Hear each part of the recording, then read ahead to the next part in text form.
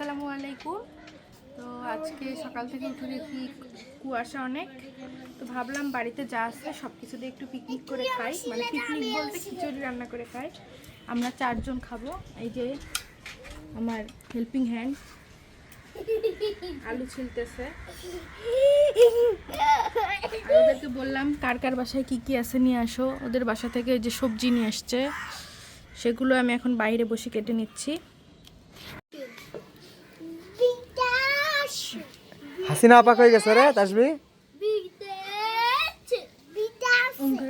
হবে না সর, এটা এরকম করে কয় বিদেশ দিতে হবে কি? কথা বল। আমাদের কাটাকাটি শেষ, চুলা ধরাই ফেলছি, এখন খিচুড়ি তুলে দিব। আয় চুপ করো।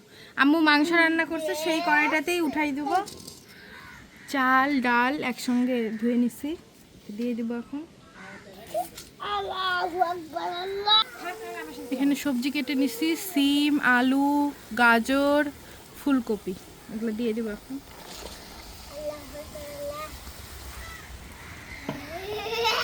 পেঁয়াজ, কাঁচামরিচ, যেহেতু মাংসের ইয়েতে দিছি বেশি কিছু দিতে হবে না, কোনো মশলাও দিব না, এখানে সব মশলা আছেই।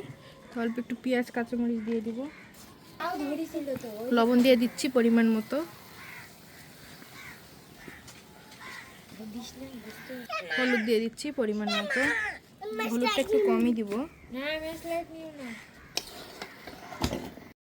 একটু তেল দিয়ে দিচ্ছি অল্প করে। বলো। চালটা ভালোভাবে একটু ভেজে নিচ্ছি, তারপরে পানি দিয়ে দিব পরিমাণ মতো। আমরা আবার একটু নরম খিচুড়ি খাই, ভালো লাগে, তো নরম করেই রান্না করে নেব। আপনি বলো।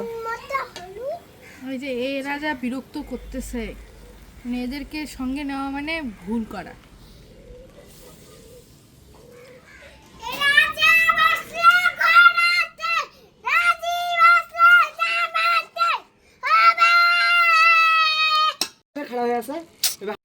খিচুড়ি রান্না হয়ে গেছে, একটু আঁচে বসায় রাখছি,